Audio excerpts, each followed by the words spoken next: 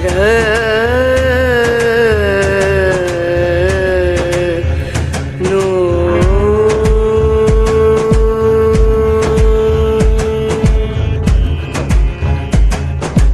राधे, जय माता की भक्तों। आप सभी का स्वागत करती हूँ स्पिरिचुअल ज्ञान साधना में, और आप सभी से अनुरोध करती हूँ कि स्पिरिचुअल ज्ञान साधना को सब्सक्राइब कर लीजिए और बेल आइकन को प्रेस कर दीजिए ताकि आपको नई नई वीडियोस का नोटिफिकेशन मिलता रहे।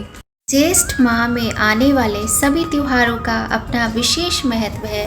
जेठ का महीना चल रहा है। अत्यंत गर्मी और तपिश से भरा ये महीना बहुत ही पावन भी माना जाता है। इस माह में वट सावित्री व्रत, शनि जयंती, अपरा एकादशी जैसे बड़े पर्व आते हैं। इन्हीं में से एक है गंगा दशहरा। ज्येष्ठ मास के शुक्ल पक्ष की दशमी तिथि के दिन गंगा दशहरा मनाया जाता है। हिंदू धर्म में इस तिथि को बेहद शुभ माना जाता है। इस दिन गंगा नदी की विधि विधान से पूजा की जाती है। साथ ही दान जैसे पुण्य कार्य करते हुए गंगा में स्नान किया जाता है। धार्मिक मान्यताओं के अनुसार गंगा में डुबकी लगाने से व्यक्ति के सभी पाप धुल जाते हैं। यही नहीं, उसे सुख समृद्धि का आशीर्वाद ही प्राप्त होता है। शास्त्रों में गंगा मैया को मोक्षदायिनी भी कहा गया है। यह भी माना जाता है कि गंगा मैया शिव जी की जटाओं से निकलती हैं। इस दिन शिव पूजा की भी विशेषता होती है। जय माता की, राधे राधे। कैसे हैं आप सभी लोग? आशा करते हैं सभी लोग बहुत अच्छे होंगे।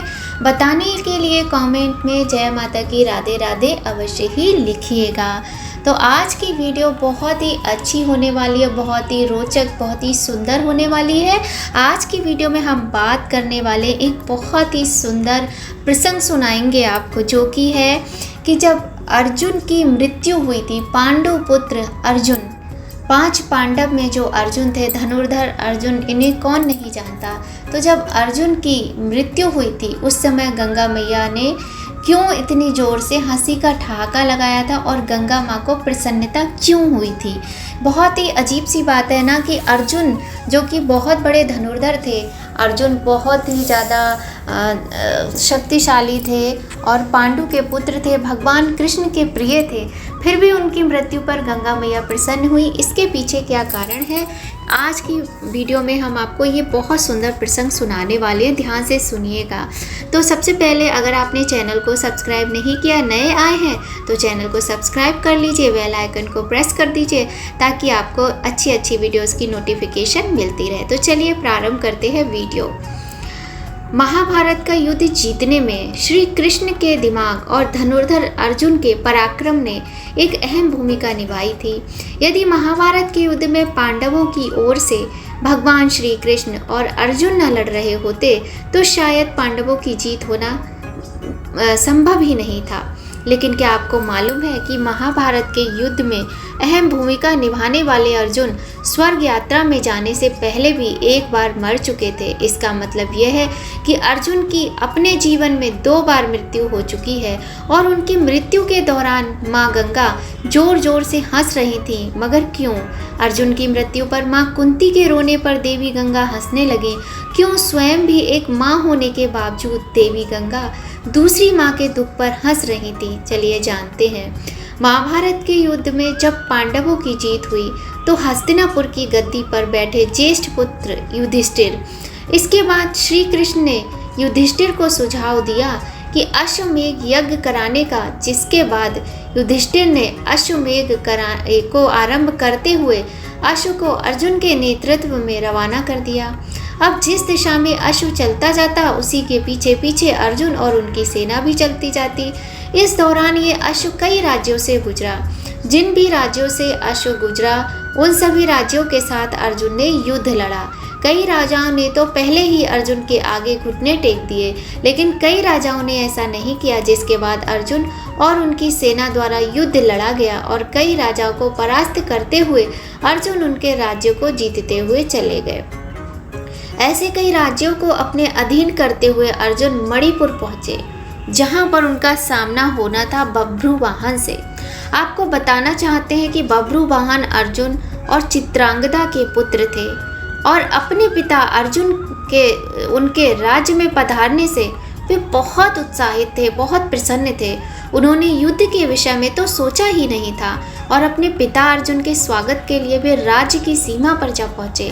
लेकिन जैसे ही बभ्रुवाहन अर्जुन का स्वागत करने के लिए आगे बढ़े, वैसे ही अर्जुन ने उन्हें रोकते हुए कहा कि मैं इस समय तुम्हारा पिता नहीं बल्कि हस्तिनापुर के नरेश का प्रतिनिधि हूँ। क्षत्रिय होने के अनुसार इस समय तुम्हें मेरे साथ युद्ध लड़ना चाहिए। उसी समय अर्जुन की दूसरी पत्नी उलूपी वहां आती हैं और बभ्रुवाहन से बोलती हैं कि हे पुत्र, तुम्हें अपने पिता के साथ युद्ध लड़ना चाहिए। यदि तुम युद्ध नहीं लड़ोगे तो इसमें तुम्हारे पिता का ही अपमान होगा।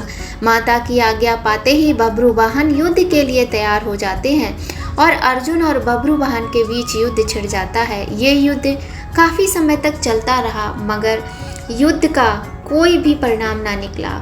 परिणाम न निकलने के कारण बभ्रुवाहन कामाख्या देवी से प्राप्त दिव्य बाण का इस्तेमाल करते हुए अर्जुन पर प्रहार करते हैं, जिससे अर्जुन का सर धड़ से अलग हो जाता है और अर्जुन की मृत्यु हो जाती है। साक्षात अर्जुन की मृत्यु देख हस्तिनापुर की सेना सुन्न हो जाती है और इसकी सूचना तुरंत श्री कृष्ण तक और हस्तिनापुर तक पहुंचाई जाती है। मणिपुर पहुंचकर श्री कृष्ण और माता कुंती अर्जुन को धरती पर पड़ा देखते हैं, जिसके बाद माता कुंती अर्जुन का सर अपनी गोद में रखकर फूट फूट कर रोने लगती हैं। इसी समय देवी गंगा अर्जुन की मृत्यु पर मुस्कुराने लगीं और जब काफ़ी देर तक माता कुंती रोती रहीं तो देवी गंगा माँ कुंती से कहती हैं कि हे कुंती, तुम व्यर्थ में रो रही हो क्योंकि तुम्हारे पुत्र अर्जुन को उसके कर्मों का फल मिला है। मेरा पुत्र भीष्म अर्जुन को अपने पुत्र की तरह स्नेह करता था, मगर फिर भी इसने श्रीखंडी का सहारा लेकर मेरे पुत्र भीष्म का वध कर डाला। मैं भी उस समय ऐसे ही रोई थी जैसे तुम आज अपने पुत्र के लिए रो रही हो। मैंने अपने पुत्र के वध का बदला ले लिया क्योंकि जिस कामाख्या देवी के बाण से बभ्रुवाहन ने अर्जुन का सिर धड़ से अलग किया है, वो मेरे द्वारा ही प्रदान किया गया था। देवी गंगा के शब्दों में बदले की भावना की झलक दिख रही थी और देवी गंगा की इस बदले की भावना को देखते हुए श्री कृष्ण बहुत हैरान हो गए और देवी गंगा से बोले, हे देवी, आप किस बदले की बात कर रही हैं? आप किस से बदला लेंगी? अर्जुन की माता कुंती से या फिर अर्जुन से? आप एक माता से प्रतिशोध कैसे ले सकती हैं? यह सुनकर देवी गंगा ने श्री कृष्ण से कहा, हे वसुदेव, ये तो आप भी जानते हैं कि अर्जुन ने उस समय मेरे पुत्र का वध किया जब वो निहत्था था। जब अर्जुन का ऐसा करना उचित था तो अर्जुन का वध उसी के पुत्र द्वारा कराकर मैंने क्या गलत किया? फिर श्री कृष्ण देवी गंगा को समझाते हुए कहते हैं कि पितामह ये भली भांति जानते थे कि यदि वे जिंदा रहेंगे तो उन्हें कौरवों की तरफ से युद्ध मैदान में आना होगा और ऐसे में पांडवों की जीत होना बिल्कुल भी संभव नहीं था। इसलिए उन्होंने स्वयं को मार्ग से हटाने का निर्णय लिया और अर्जुन को वो स्थिति बताई जिसमें वो अपने पितामह की मृत्यु कर सके। यहाँ तक कि जब अर्जुन का मुकाबला उनके पुत्र बभ्रुवाहन से हो रहा था तो उस समय भी उन्होंने बभ्रुवाहन पर प्रहार न किया, बस बभ्रुवाहन के प्रहारों को रोके रखा और साथ ही बभ्रुवाहन को कामाख्या देवी माँ द्वारा दिए गए दिव्य बाण की लाज रखने के लिए अपने प्राणों की आहुति दे दी। अब श्री कृष्ण द्वारा दिए गए तथ्यों को सुनकर माँ गंगा सोच में पड़ गई और उन्होंने श्री कृष्ण से अर्जुन को पुनः जीवित करने का मार्ग पूछा, जिसके बाद श्री कृष्ण देवी गंगा को उनकी प्रतिज्ञा वापस लेने को कहते हैं। जिसके बाद देवी गंगा ने अपनी प्रतिज्ञा वापस ले ली और अर्जुन का सर धड़ से जोड़ दिया, मगर जब भी अर्जुन के प्राण वापस न आए थे, जिसके बाद श्री कृष्ण ने अर्जुन की दूसरी पत्नी से नागमणि लेकर अर्जुन को पुनः जीवित कर दिया। तो इस प्रकार से आज की कथा में आपने जाना कि गंगा माँ क्यों हंसने लगी थी अर्जुन की मृत्यु पर, लेकिन इसके बावजूद भी गंगा माँ ने ही अर्जुन की मृत्यु होने के बाद गंगा माँ ने ही उनके सिर को धड़ से जोड़ा और भगवान श्री कृष्ण ने अर्जुन को पुनः जीवित कर दिया।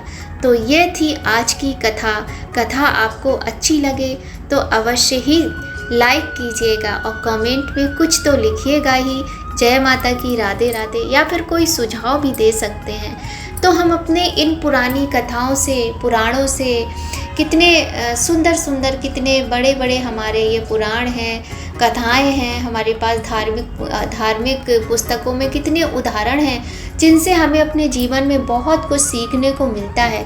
इससे हमें क्या सीख मिलती है कि गंगा मैया को भी कितना कष्ट हुआ होगा ना, जब उनके स्वयं के पुत्र, वो तो गंगा माँ हैं, देवी हैं, उनके पुत्र जब उनकी आंखों के सामने मृत्यु को प्राप्त हुए तो उन्हें कितना कष्ट, कितना दुख, कितनी पीड़ा हुई होगी।